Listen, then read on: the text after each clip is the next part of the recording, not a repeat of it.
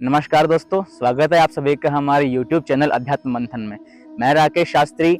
आज हमारा चर्चा का विषय है रक्षाबंधन कब, क्यों और कैसे मनाया जाता है और इसके पीछे की कथा क्या है। तो चलिए हम चलते हैं श्रीमद् भागवत की ओर। महाभागवत पुराण में ये कथा आती है कि राजा बलि जो महर्षि कश्यप और दिति के संतान हुए हैं। महर्षि कश्यप की दो पत्नियां का वर्णन वहां आता है, एक का नाम है दिति और एक का नाम है अदिति। महर्षि कश्यप और दिति से जो पुत्र उत्पन्न हुए वो कहलाए दैत्य, और जो महर्षि कश्यप और अदिति के जो पुत्र उत्पन्न हुए वो कहलाए हमारे देव। हालांकि देव और दानव दैत्य आपस में सगे भाई हैं, लेकिन फिर भी स्वर्ग की सुख संपत्ति और ऐश्वर्य को लेकर के उनके बीच में आपस में झगड़ा चलता रहा है और इसी कारण वो आपस में शत्रु समान प्रतीत होते हैं। हालांकि वो सगे भाई हैं। एक बार की बात है कि जब राजा बलि जो दानवेंद्र के नाम से जाना जाते हैं, दानवेंद्र अर्थात दानवों के इंद्र। पहले के समय में जो इंद्र है वो एक पदवी का नाम होता था, ना कि एक स्पेसिफिक नाम होता था। तो जो दानवों के राजा थे वो इंद्र, उन्होंने अपना 100वां अश्वमेध यज्ञ करने के लिए तैयारी शुरू की। वेदों में वर्णित है कि यदि कोई इंसान अपना 100वां अश्वमेध यज्ञ पूरा कर लेता है तो उसको इंद्र की पदवी मिल जाती है। तो जब वो अपना 100वां अश्वमेध यज्ञ पूरा करने जा रहा था तो इंद्र को भय हुआ कि मेरा राज सिंहासन छूट जाएगा, और वो इस डर से भागता हुआ भगवान विष्णु के पास जाता है और भगवान विष्णु से प्रार्थना करता है कि हे भगवान, आप कुछ कीजिए, वरना जो दानवों के जो राजा हैं वो स्वर्ग के देवता राजा बन जाएंगे और इस पृथ्वी पर अधर्म फैल जाएगा, स्वर्गलोक में अधर्म फैल जाएगा, अतः आप कुछ कीजिए। तो भगवान ने कहा ठीक है, हम इसका उपाय करते हैं। तो भगवान विष्णु ने वामन का रूप धारण किया और जहां राजा बलि यज्ञ कर रहे थे वहां पहुंचे। कहा जाता है कि राजा बलि बहुत ही दानवीर थे। अब भगवान विष्णु वहां पर वामन का रूप धारण करके गए। भगवान वामन का अर्थ होता है सुंदर। सुंदर के लिए वामन शब्द का प्रयुक्त होता है। जब वहां रूप धारण करके गए तो कहा कि हे राजन, मुझे आपसे भिक्षा चाहिए। जब राजा बलि ने वामन भगवान को देखा तो हंसने लगे और कहा कि हे भगवान, हे ब्राह्मण देवता, आप तो बहुत ही छोटे हैं, आप मांगिए भिक्षा में, आपको क्या चाहिए बोलिए, मैं आपको देता हूँ। तो भगवान ने कहा कि नहीं, ऐसे नहीं, जब तक आप संकल्प नहीं करेंगे कि मैं भिक्षा देने में संकल्पबद्ध हूँ तब तक मैं आपसे भिक्षा नहीं मांगूंगा। दैत्यों के जो गुरु थे शुक्राचार्य, वो भगवान को पहचान गए थे। उन्होंने राजा बलि से भिक्षा देने के लिए मना किया, लेकिन राजा बलि ने कहा नहीं, मैं दान देने में कभी पीछे नहीं हटूंगा, और उन्होंने संकल्प किया कि आप जो कहेंगे वो मैं आपको दान देने के लिए तैयार हूँ। तब जैसे संकल्प किया तो भगवान ने कहा कि मुझे 3 पग भूमि चाहिए। राजा हंसने लगे, राजा बलि, केवल मात्र 3 भूमि? तो कहा कि ठीक है, जहां आप चाहते हैं वहां से भूमि नाप लीजिए।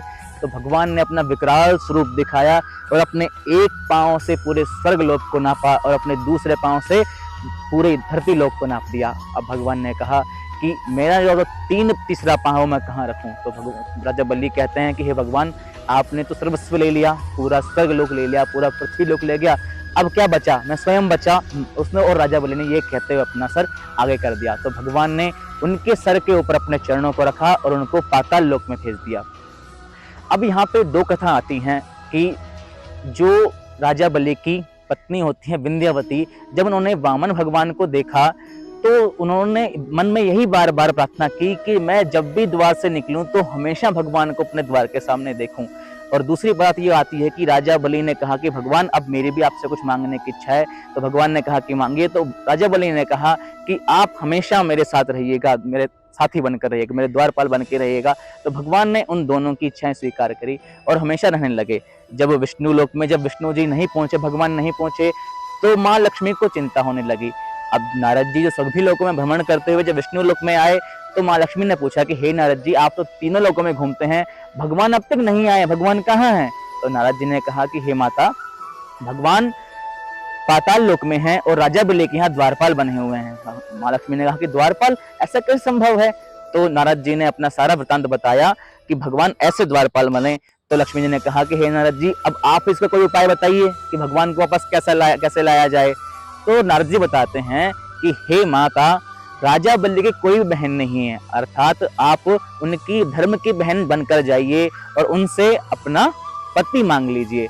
अब माँ लक्ष्मी सुंदर वस्त्र पहन करके श्रावण मास की पूर्णिमा को राजा बलि के पास जाते हैं, उनसे कहते हैं कि हे राजन, मेरे कोई भाई नहीं है। तो राजा ने कहा कि हे देवी, अगर आपको कोई भाई नहीं है तो चलो ठीक है, मैं आज से आपको अपनी धर्म बहन मानता हूँ। तो माता ने कहा कि नहीं, ऐसे नहीं, आप त्रिवाचा कीजिए। उस समय त्रिवाचा शब्द प्रयोग होता था कि आप त्रिवाचा कीजिए कि आप जो मैं मांगूंगी आप वो दोगे।